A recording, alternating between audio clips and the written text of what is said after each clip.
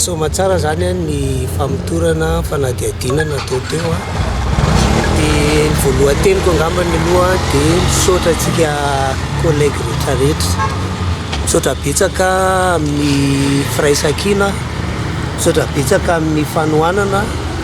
fa tena reto zany hoe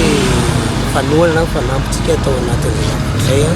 Dia misaotra ny ao misy teo GM satria teo ankilako teo foana zany a ny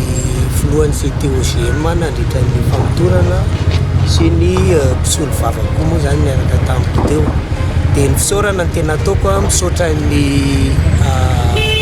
rehetrarehetra izay nanohany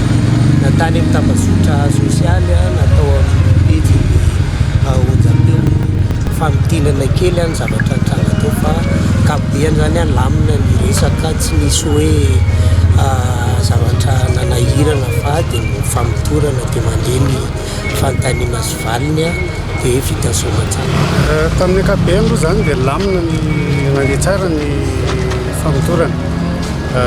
tsy nisy ny fianiakatra na fitreriromana fa tena andamina fa izay nisaorana le tokony andraikitra no famotorana atao.